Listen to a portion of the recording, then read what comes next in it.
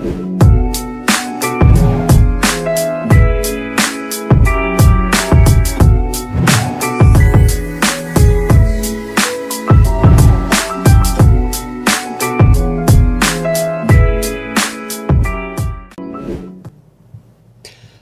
sommes 17 mai, c'est un nouveau jour, mesdames et messieurs. Vous êtes très nombreux, vous qui aimez l'émission Le Débat National sur DRC Info. En tout cas, nous sommes très contents de vous retrouver de partout où vous nous suivez. Ça dépend de l'heure à laquelle vous nous suivez. Bonjour, bonsoir. En tout cas, nous sommes là pour vous servir comme d'habitude. 17 mai en RDC, c'est une journée de célébration, de commémoration des forces armées de la République démocratique du Congo. Mais aussi, c'est un jour qui nous fait allusion à beaucoup de sujets d'actualité. Nous allons essayer d'en parler sur ces plateaux avec notre invité.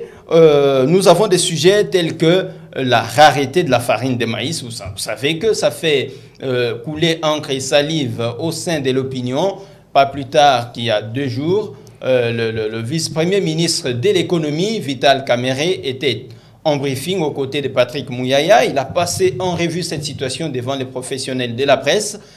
Qu'est-ce qui se passe? Que faut-il faire pour qu'il y ait flambé de maïs, de farine sur l'ensemble du territoire national? En tout cas, nous allons essayer d'en parler sur ces plateaux, mais aussi Mbosso, président de l'Assemblée nationale, qui a menacé hier les députés absentéistes d'invalidation ou de rabattement des salaires. En tout cas, on va essayer d'aborder cette question, de l'analyser pour vous donner l'essentiel de ce que vous pourriez avoir comme intérêt. En tout cas, bienvenue une fois de plus. Je reçois sur ces plateaux pour ce faire Monsieur Didier Lokesso. Il est journaliste, mais aussi analyste politique. Didier, bonjour et bienvenue. Bonjour, chers confrères. Bonjour et bonne fête le 17 mai à toutes les forces armées. Ouais. Merci. En tout cas, c'est important ces jours où nos forces armées sont en train d'être, où nous leur rendons les hommages qu'ils méritent. Compte tenu de leur prouesse, ils ont pu combattre depuis l'indépendance jusqu'à ce jour dans différents combats où ils sont sortis vainqueurs à plusieurs reprises. Aujourd'hui, ils sont confrontés à la question des rebelles du M23 dans l'est du pays. Comment vous trouvez le contexte de la célébration de la journée du 17 mai aujourd'hui? Oui, chers confrères, Monsieur Georges, la journée d'aujourd'hui, ce que nous avons fait comme constat, premièrement, nous devons d'abord dire que la journée d'aujourd'hui n'est pas aucune activité officielle est enregistrée dans le pays. Comme d'habitude, avec défilé, par prétexte que les officiels ou qu'on puisse dédier cette journée à nos frères qui tombent chaque fois à l'est de la République démocratique du Congo et aux différentes situations du pays, de l'insécurité et autres. Okay. C'est dans ce sens-là que cette journée est quasiment passée sous silence. Est passée sous silence. Sous silence. Mais quand je venais vers vous, vers ce plateau, monsieur le journaliste, je dois d'abord rectifier quelque chose que j'ai attendu auprès de l'opinion nationale, que j'ai attendu les gens dire aujourd'hui. C'est le jour de l'AFDEL, le jour de l'AFDEL. Okay. Or que ce n'est pas le jour de l'AFDEL. Et ici, il est signalé que depuis un certain temps, Joseph Kabila avait changé l'appellation de cette journée. C'est une journée dédiée à la force républicaine, à la force, aux forces armées, oui, de la République démocratique du Congo, okay, et non plus la journée de l'entrée de l'AFDEL. Alors, il faut que l'opinion puisse retenir cela, c'est très important, et parce que moi, je suis d'avis parce que l'entrée de l'AFDEL, on ne peut pas célébrer l'entrée de l'AFDEL en RDC. Pourquoi pas? Parce que, vous savez, monsieur Georges, c'est grâce à cette entrée-là que nous subissons tout ce que nous décrions aujourd'hui avec l'Est de la République démocratique du Congo. Donc, quand on célébrait la journée de l'entrée de l'AFDEL, Donc, on célébrait le jour où les Rwandais ont occupé la RDC. Les Rwandais et les Ougandais. Donc, moi, je ne partage pas d'avis, même quand on célébrait cette journée jadis, moi, je ne partageais pas l'opinion de cette célébration, mais au contraire, pour l'instant, avec la modification de cette journée par le président, l'ancien président de la République, qui a baptisé cette journée à la force armée de la République démocratique du Congo.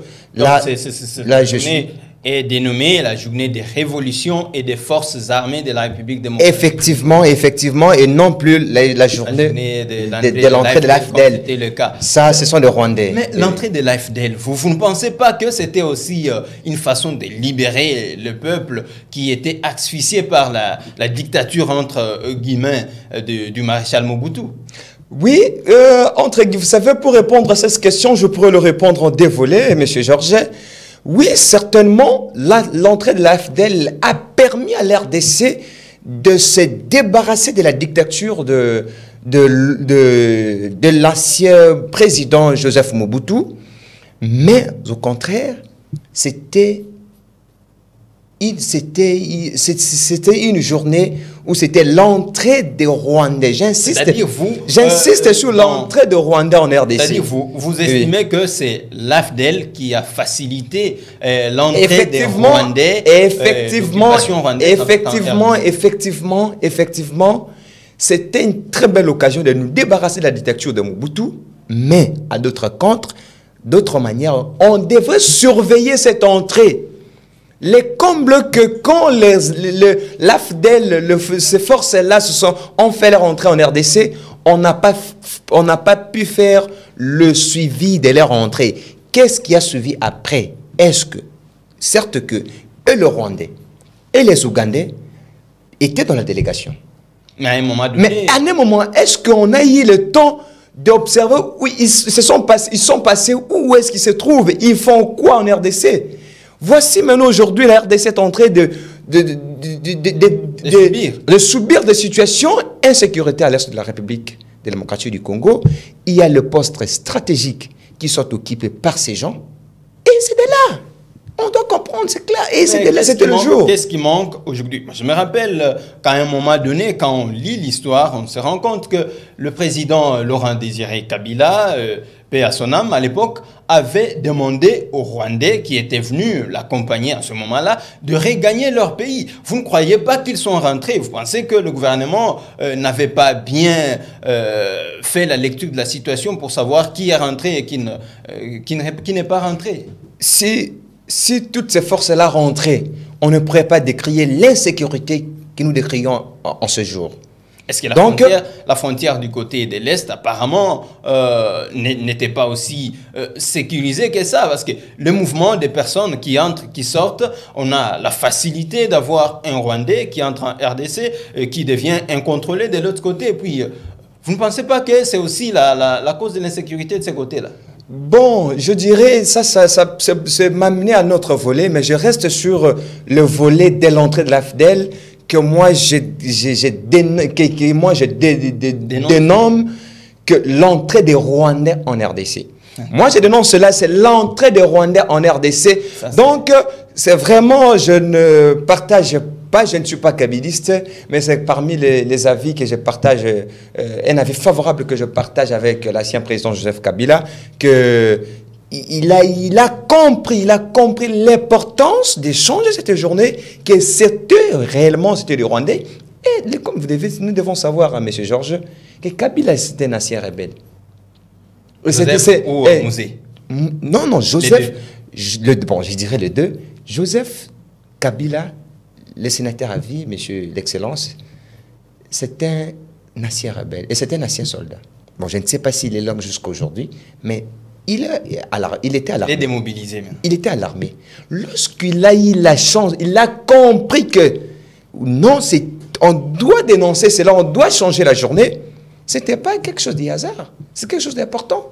Donc, la journée d'aujourd'hui, pour moi, est une journée que nous devons réfléchir pour célébrer nos forces armées, comme la journée a été même modifiée.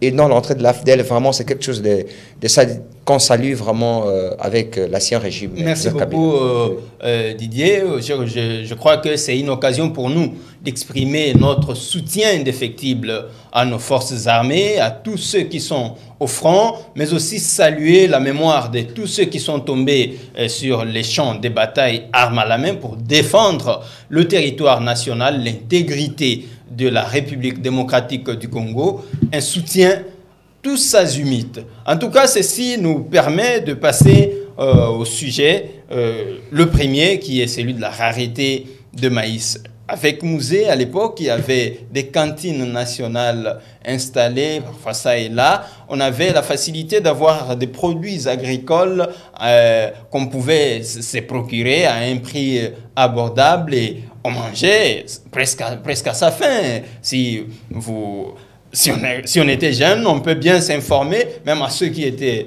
nés, à un moment donné, les gens mangeaient bien. Aujourd'hui, la farine de maïs du côté du Grand Katanga, du côté du Grand Kasaï, devient rare.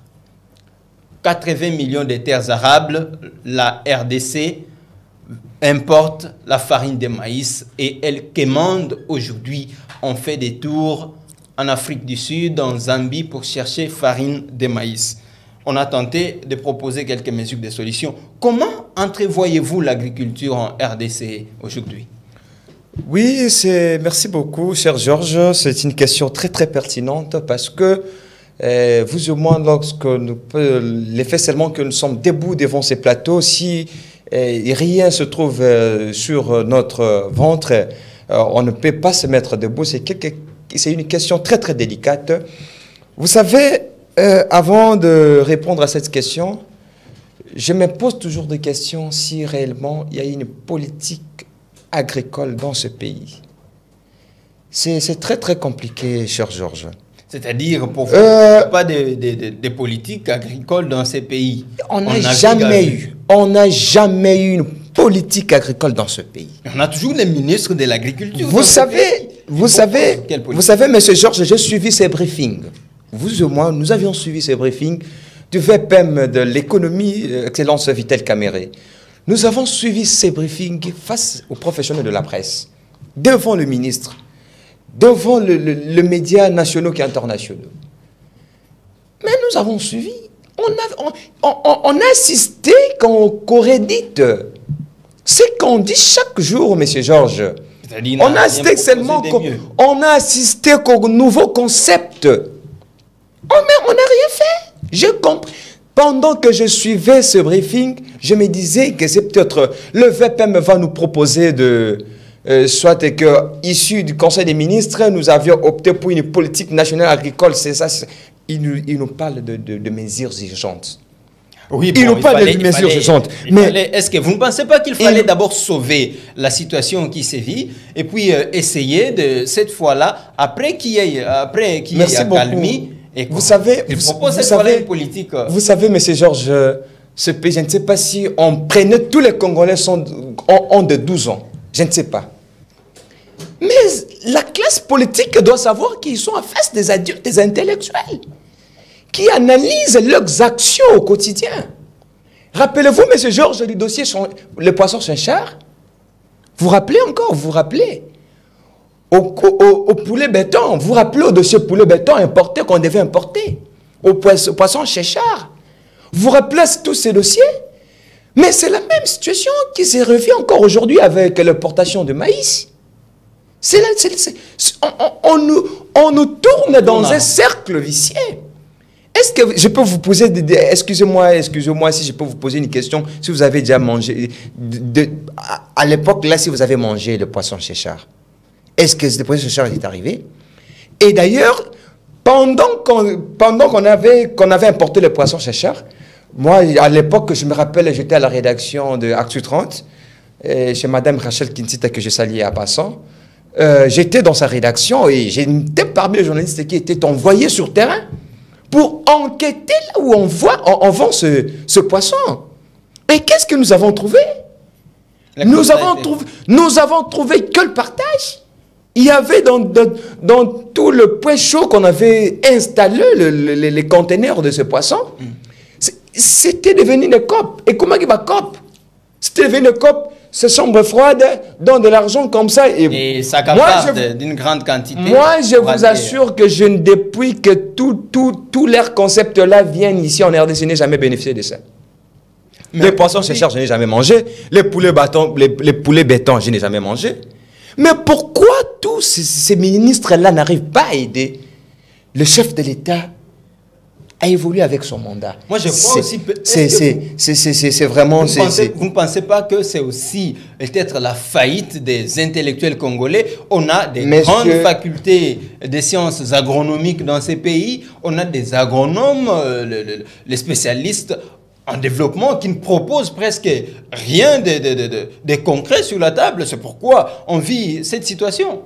Vous savez, Jean, je ne sais pas ce qu'on peut définir dans ces pays pour que les choses reviennent à la normale. On ne comprend pas où se trouve le problème. Vital Kamerhe a proposé des mesures telles que il a supprimé, par exemple, la taxe à l'importation des maïs.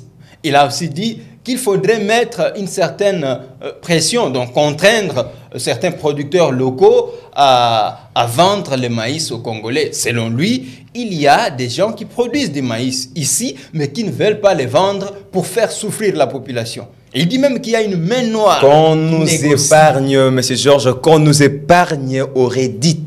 J'insiste et je lance un appel au VPM de l'intérieur de cesser... Le VPM plutôt de l'économie, le VPM de l'économie, M. Vital Kamerhe, de cesser avec de Reddit. Ça a été déjà dit. Qu'est-ce qu'il a dit là pendant ce briefing-là qui n'a jamais été dit? Mais il a tout dit. On a déjà tout dit. Il nous parle depuis l'RDC est plus d'exploitation en RDC que de la production. Mais est-ce que le VPM comprend?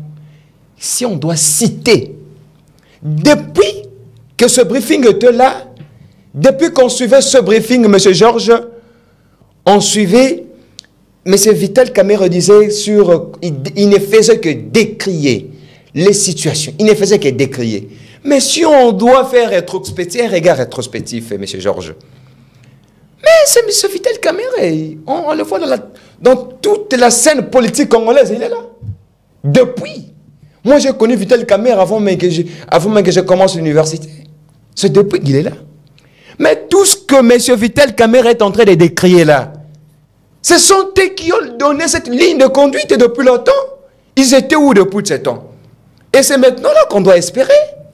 Est-ce que ce n'est pas aussi question du leadership? C'est maintenant qu'on doit espérer. À la tête du pays, c'est aussi possible. Qu'on nous évite tout ça, qu'ils élaborent un plan national d'économie. Nous avons des provinces qui produisent, nous avons des provinces comme le Congo central, produisent le foufou, le maïs, le fouille et autres. Qu'est-ce qui empêche à la République démocratique du Congo de faire une plantation nationale de fruits au Congo central? Qu'est-ce qui empêche à la République démocratique du Congo de créer une plantation du riz dans ma province? Dans ma province, je vous assure que dans ma province, les riz, toutes sortes du riz qu'on mange ici à Kinshasa, ne sont pas importés là-bas, ne sont pas là. On mange du riz que tu veux par des mamans. Vous parlez de quelle province? Province du Sankourou. Ah, ok. Dans ma province du Sankourou, les riz Lyon et toutes sortes du riz là, et comme Makakunate, ça n'arrive pas. Et toute une province est nourrie par les cultivatrices qui sont le maman. Les paysans. Les paysans, voilà. Les paysans. Ceux qui travaillent et qui n'ont même pas qui n'ont même pas une machette et autres, mais nourrissent toute une province.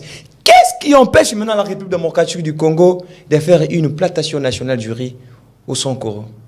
Si ces mamans arrivent à nourrir toute une province, mais si la République démocratique du Congo mettait toute son énergie pour produire du riz là-bas, ça ne va pas. Ça ne va pas.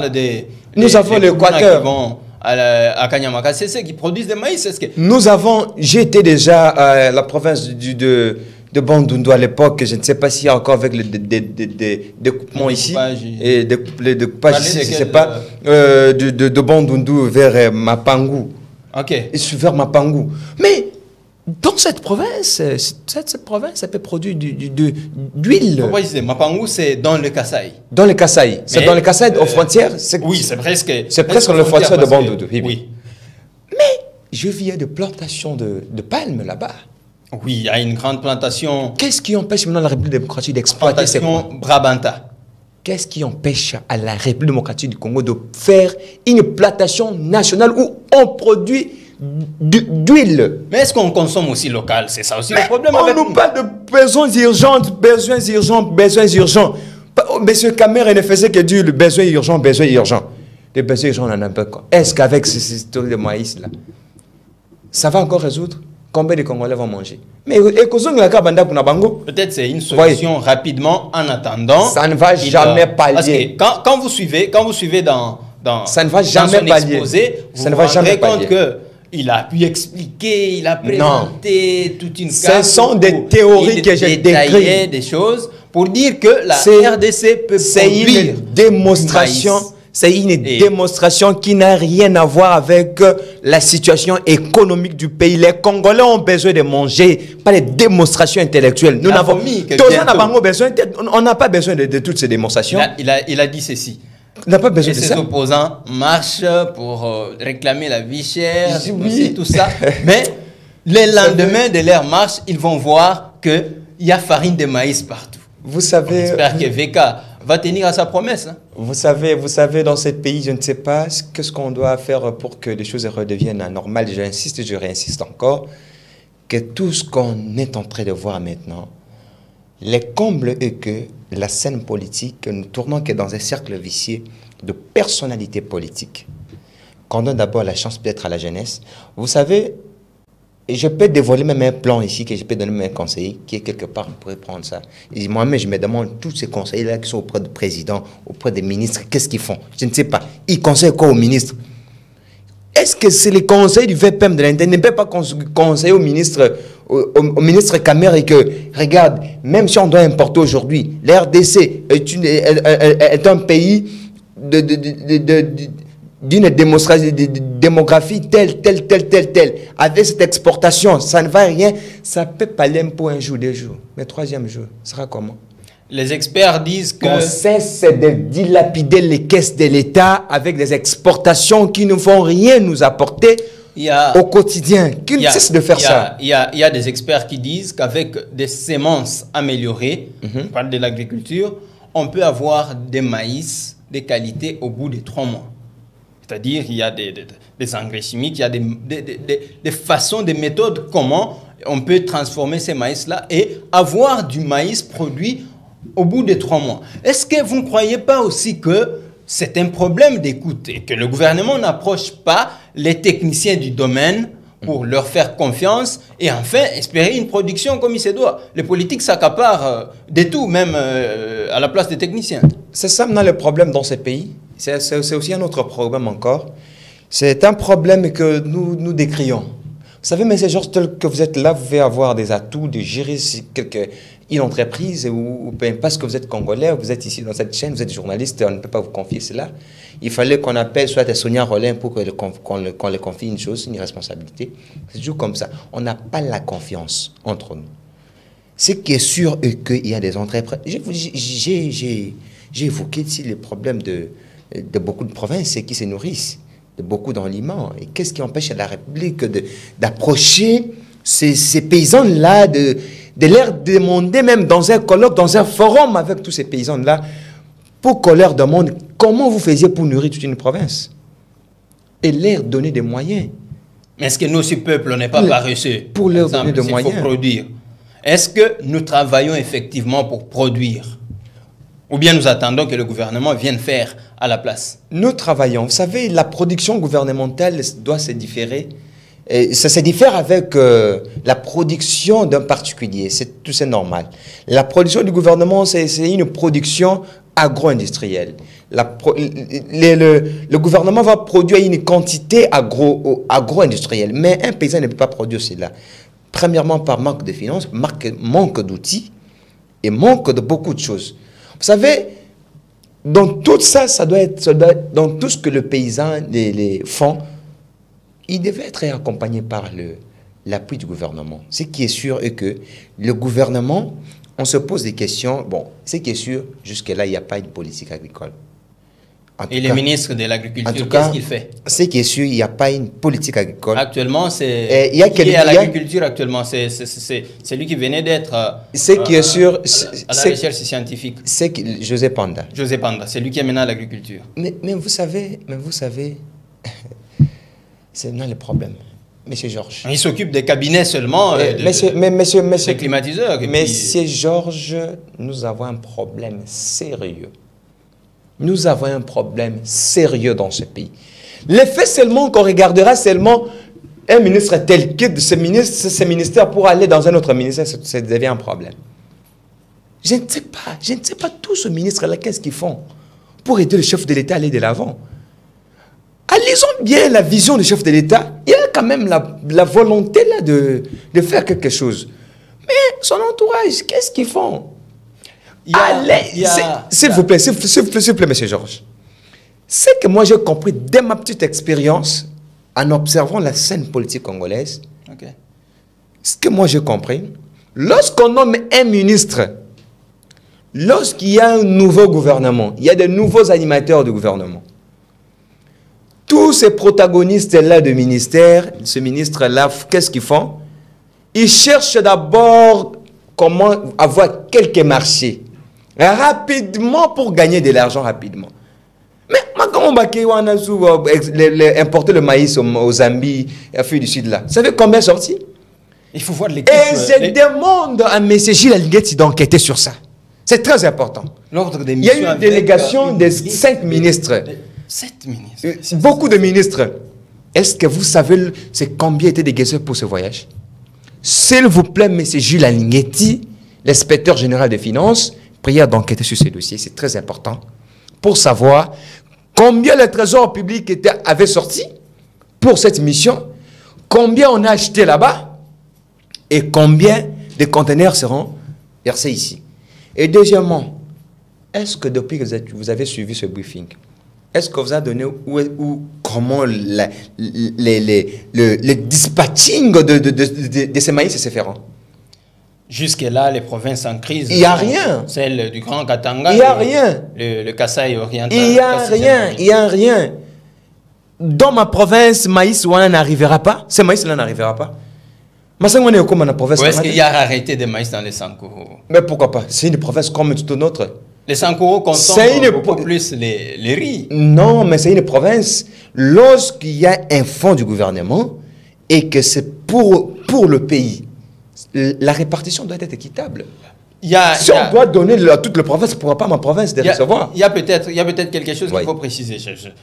Je ne pense pas que le gouvernement voudrait partager des maïs à la population. Les besoins c'est plutôt faciliter aux importateurs pour qu'il y ait inondation sur les marchés et que les gens ne commandent plus de cela. Parce que maintenant, les gens ont des moyens, mais ils ne savent pas où acheter ces maïs-là. C'est ça l'inquiétude. Ce sont des concepts qu'on assiste. Ça devient comme le jargon de politiciens. Ce qu'ils font là, ce sont des jargons de politiciens que je dois dire ça devant. Vous savez, la population doit commencer à dénicher les discours populistes maintenant. Ce sont des discours populistes à la veille des élections. Ce sont des discours populistes. Pour chercher à savoir que non, ils ont amené le maïs a connu quand même, il y a plus la rareté de maïs et autres pour qu'ils se vantent aux élections. Tous ces ministres-là, moi je m'adresse à tous ces ministres-là, toute la délégation, qu'ils évitent de faire ça. Ils savent ce qu'ils ont fait. En tout cas, ils savent ce qu'ils ont fait, ce qu'ils ont bouffé. Ils savent ce qu'ils ont fait. Merci beaucoup. Ils savent ce qu'ils ont fait. Ça nous permet de passer au second sujet. Nous espérons qu'avec cette question de la rareté des farines de maïs, notamment dans les grands Katanga et dans le Kasaï, qu'il y aura une solution qui va être trouvée. Mais chercher toujours une solution qui viendrait de l'extérieur, moi je crois que ça va nous rendre faibles. Nous avons besoin de produire et nous en avons toutes les capacités de produire localement. 80 millions de terres arables, nous cherchons du maïs pour nous nourrir, ce n'est pas normal. Ce n'est pas normal. Alors qu'il y a dans ces milliers reculés où les maïs pourrissent, des arachides pourrissent en forêt, des haricots, n'en parlons, parce qu'il n'y a pas de routes, de dessertes agricoles pour amener tous ces produits vers les grands marchés. Construisons des routes, des dessertes agricoles, soutenons les entrepreneurs locaux dans le domaine de l'agriculture et je crois que nous mangerons à notre faim. Alors, il y a un deuxième sujet sur lequel nous devions parler un tout petit peu, c'est la menace du président de l'Assemblée nationale, Christophe Mbosso, cher Didier.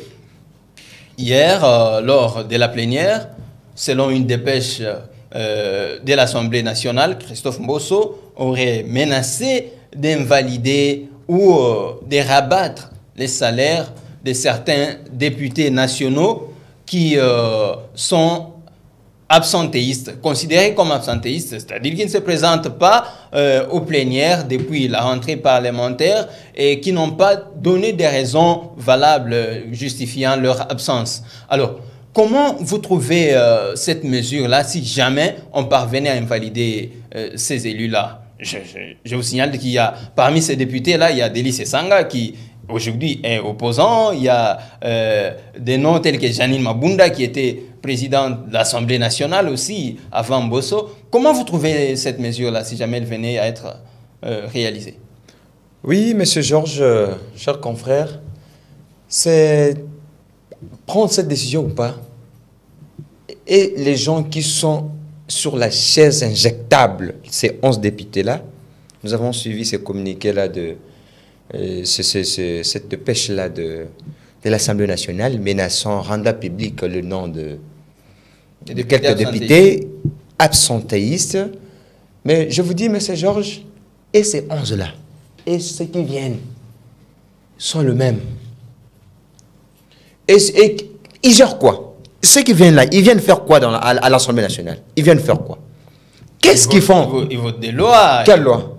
Les lois sur l'homosexualité? Je pense pas sur comment éviter de manger les chiens. Ce sont des lois qu'on leur envoie aller voter là-bas. Quel genre de loi? C'est une façon de protéger aussi la société. On nous évite dans des stratagèmes. On doit éviter. On ne gère pas le pays dans des stratagèmes, mes chers Georges. On ne peut pas gérer les pays sous les émotions politiques ou socio-culturelles. Non. Que devrait faire Mbosso en ce moment-là? Parce qu'il se conforme au règlement, ce qui dit le règlement de l'Assemblée nationale. Je vous signale que parmi les noms de ce député-là, les députés qu'on a rendus publics leur nom pour l'invalidation, je vous signale qu'il y a 1 ou 2 députés qui ont été déjà invalidés avec cette même assemblée. Ok. Je vous dis, sur cette liste-là, il y a des députés qui ont été déjà invalidés la fois passée. À l'époque, avec les Papi Nyango, Arimova, Marie Mouchobekwa. Ils sont là encore. Ils sont revenus encore. Par quelle voie? On peut se demander cette question. Vous avez introduit leur recours. Et puis... On peut se demander cette question. Pourquoi on doit gérer on doit arriver jusqu'à ce stade. Pourquoi? C'est la honte. Comment d'autres pays vont nous respecter lorsqu'on voit un député invalidé et qui revient encore, on les révalide. Mais ça c'est quelle folie. On ne gère pas les pays dans les stratagèmes. Ce ne sont pas des récidivistes. Non. Je vous dis, M. Georges, j'ai vu même un député là de ma province. Un député de ma province, parce que, vous savez, moi je suis du Sankoro. Okay. Il y a un député du Sankoro qui est invalidé, Alexis Lounji, qui est aussi sur ce dossier. Je vous dis, mais ce monsieur dossier doit être invalidé réellement. C'est comme si moi je suis à taper sous mes raisonnements.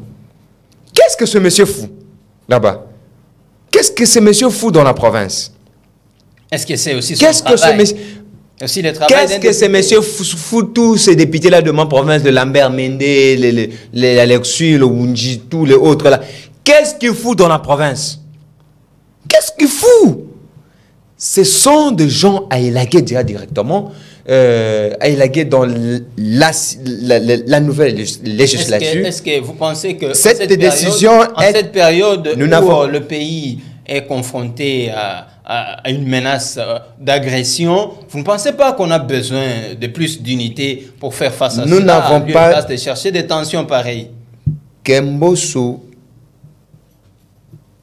donne des orientations auprès de ces députés sur comment ils doivent gérer les lois sur l'économie du pays, comment produire, comment faciliter le paysan à produire facilement. On nous a parlé, vous savez, M. Georges, j'ai assisté à une conférence récemment ici, on nous a parlé de... On parle du ministère du numérique qui a fait le statistique sur le nombre de pays africains qui ont beaucoup de sociétés. Mais l'Afrique du Sud vient en première position ou deuxième. Vous savez, la RDC à quel niveau? La RDC occupe la 3e place, donc inférieure. L'avant-dernière, donc après la RDC, il y a 2 pays pour clôturer. Voilà. Après la RDC, il y a 2 pays. Donc si l'Afrique a par exemple 54, la RDC la démographie, 52e. La démographie de la RDC, c'est comment? Si vous pouvez me rappeler la démographie de la RDC. Nous sommes le pays le plus peuplé, au 2e pays le plus peuplé, au 3e, au qui que ce soit. Mais avec une production, nous n'avons pas des entreprises. Et pourquoi tout ça? C'est parce que il n'y a pas de loi qui facilite les choses. Les jeunes ont des idées de créer des entreprises. Mais ils sont contraints par la législature congolaise. Ils sont contraints par des lois. Ils sont contraints par beaucoup de choses. Kemboso traite sur ces dossiers, qui nous évite ce genre d'invalider ou valider, qui nous évite plutôt ces stratagèmes-là. Nous n'avons pas besoin. On ne l'a pas envoyé là pour valider un député, invalider, valider, invalider, valider. Nous n'avons pas besoin de ça. Nous avons besoin que le pays puisse aller de l'avant et non dans les invalidations que le pays va aller de l'avant. En tout cas, cher Didier, à moins que vous ayez un dernier mot, parce que nous sommes à la fin de notre émission, peut-être une minute. Merci beaucoup. Passer un dernier mot et puis on va clôturer l'émission. Merci beaucoup, cher Georges. Je clôt cette émission par...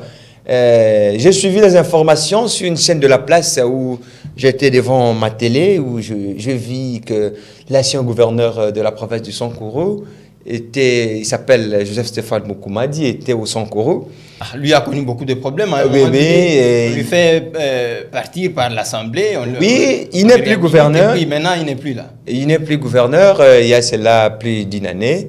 Il n'est plus gouverneur, mais il était parti rendre visite à sa province. Et j'ai suivi sur les informations sur l'RTNC et sur une chaîne aussi de la place, que j'évite de citer le nom. C'est comme si c'était un petit Jésus qu'on avait accueilli. Ça, vous n'exagérez pas. Et je félicite, c'est bien, je félicite la population de ma province d'avoir compris que ces papas-là, le Lambert Mende, le Okitunu, tous doivent être rejetés. Il ne faudrait pas faire l'anti-campagne des autres. Non, ce n'est pas l'anti-campagne. J'ai accueilli, Moukoumane, peut-être moi, il ne me connaît pas, peut-être je ne l'ai jamais aussi rencontré, peut-être, mais avec une expression patriotique, je vous parle. Vous savez, je salue la bravoure de la population du Sankuru, d'avoir compris qu'il y a des périmètres politiques et qu'on doit aussi recevoir des jeunes politiciens pour le développement du Sankuru. Et je salue cet accueil, vraiment, j'ai vu comment c'est... Mais j'ai qu'une plus gouverneur, mais qui était accueilli comme un petit Jésus comme ça. Je me disais, en tout cas, il y a maintenant des conscients dans ma province. Ça nous donne maintenant le courage et la force de rentrer en province et aider cette province d'aller de l'avant. Merci beaucoup, cher Didier. Nous croyons que le message est bien passé, mais sinon, nous ne faisons pas l'anti-campagne de certains sur ces plateaux. C'est important. Tous, ce sont des acteurs politiques qui doivent concourir et que les meilleurs gagnent au moment des élections. C'est ce que nous souhaitons et pour le bien du Congo. En tout cas, nous sommes à la fin de cette émission, mais il y avait une mise au point que je devais faire par rapport à la paye des enseignants. Didier a parlé de la province du Sankourou. Je crois, si ma mémoire est bonne, Sankourou également est dans ce problème. Les enseignants ne sont pas payés depuis quelques mois passés. Je suis à Ilebo, territoire d'Ilebo dans la province du Kasaï. Ça fait maintenant, ça c'est le 3e mois, le mois de mars, mois d'avril et maintenant mois de mai qui tend presque à la fin. Les enseignants ne sont pas toujours payés jusqu'à ce jour. Monsieur le ministre de l'EPST, Tony Mwaba, vous avez la responsabilité de veiller à ce que ceux qui travaillent dans votre ministère, dans vos services, soient payés pour donner le meilleur d'eux-mêmes. Ces papas, ces mamans qui se battent chaque jour pour enseigner les enfants, s'ils ne mangent pas, s'ils n'ont pas de quoi se vêtir, de quoi se faire soigner, ne feront pas le travail comme il le faut. Alors, il est temps de se rattraper, payer leur salaire parce qu'ils en ont besoin, c'est de leurs droits. Ok? C'est un droit garanti à tout le monde. On travaille, on mérite son salaire. Donc, ces enseignants-là ont besoin du salaire. Il est beau, Mweka, Dekese, Lebo, ces enseignants ne sont pas payés jusqu'à aujourd'hui. Alors, c'est important de leur payer leur salaire. Merci beaucoup. L'émission est à sa fin et on se revoit très prochainement et avec le même plaisir. Au revoir.